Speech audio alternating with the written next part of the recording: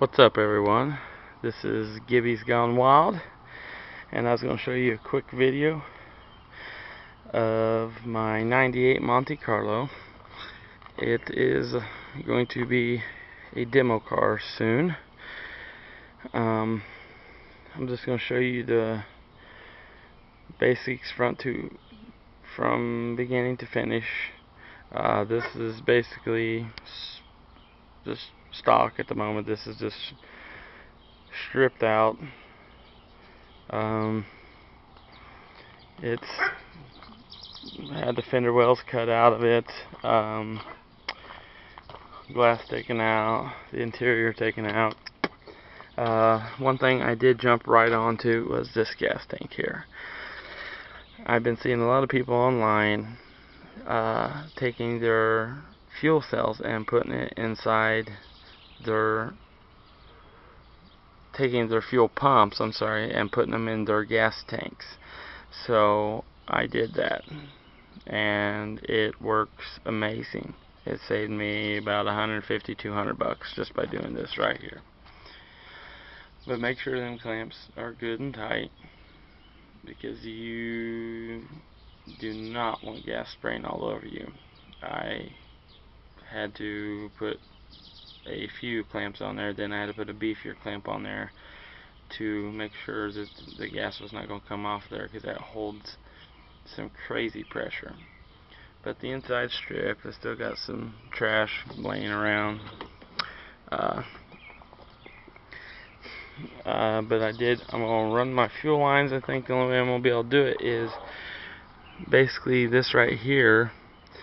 I just ran them over basically the old dash of the car and down through here, and I'm going to put some kind of PVC pipe around it to protect it. I don't really know yet. As you can see, I cut a huge hole in the hood of this car. I don't know if you can see it. I made sure it was a big hole to where I can get to anything. And when I run my set of headers and things like that, I'm going to have plenty of room to do whatever I need to do to this car. So you can see right there was where my fuel lines were. Here's the old ones. As you can see, there's the first one. There's the second one. This was the main line and the return. I'm going to take all my components, like all my fuse boxes and my computer, and I'm going to bolt them up on top or tie them in any way I can. And that's one reason why I cut this huge hole out, so if they stick up 6 inches to a foot out of the hood, I'm okay with that, just as long as it's not getting hit by another car. But like I said, yeah, everything is stock on this right now. I definitely don't run donuts on the front. I run donuts on the back. This car will be jacked up with a full-size tire. I'm going to try to find a truck tire just to get some more clearance. The frame on this is beautiful. It is a super solid straight frame, but the problem is in the back is I've got major rot. That is some bad rot, but in the rules I'm allowed to up weld plates on it and fix that, so that's not going to be that big of a deal by plating it. Usually I will do my creasing. I'll crease the whole back end here. I might even go from front to back, but I usually just do the back and do the front. I don't do the driver's door, the passenger's door, or anything like that. But I've been seeing a lot more people crease more spots. They will crease all this, and then they will come up and crease all this right here, and this right here will obviously make it stronger. I will take this up here in the center, the very center of the car, right here in the center. I'm going to beat that up probably 4 inches to put my pipe in, to where when I get hit, the car will start to crunch in the way I want it to. All this here, I'm going to smash down, tuck the trunk, smash all this down to where it's going to kind of go like this.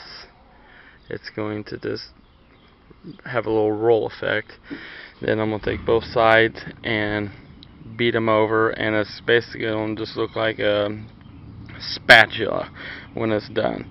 So when I get hit in the back, it'll easily curl up, stay out of my tires, or it'll scoop up right up underneath other cars and flip them right over. And most derbies I run in, once you flip her over once, you're done. So that's going to be my tactic. I did something new this year. I left my gauge still hooked up, so it actually says how much fuel I still have in my tank because I left a float in it. Tells me my speed, tells me my temperature, and it shows me my RPMs. And I'm going to leave that in there, and I'm going to bolt that to the roll cage once I get the roll cage in there. And but yeah, guys, this is the Monty 98 that I will be derbying September 22nd. So little less than 2 months I have to build this car, which I will definitely have it done once I derby this car here, which I showed you in the last video, which I will be derbying at in approximately 4 days. I like the car. I hope it bends well. It's a good car, but the motor is making it just ain't running like I want it to. It idles extremely high. I go to put it in drive and it'll idle super low. If I drive it around a block, sometimes I push on the brake, it'll just die. So I'm guessing it's a vacuum leak of some kind, because that thing has like 80 vacuum lines, like I said in the last video. But I go with the American flag theme, but I'm thinking about changing it. I'm that type of person that changes my paint scheme a lot, but I've always used my number 69S, and I've also thought about changing it to 6-9, as in the Lord's Prayer. I don't know, I just think that seems like a better number for me, and other than having 69 and having a dirtier number and trying to make it a kid-friendly derby. So but yeah, this is it. This is the first video, guys, and I will get back to you and show you what it looks like after I do creasing and everything else. So you guys take care. This is going to be a good car. I'm pretty excited about it. So Gibby Gone Wild, he's out.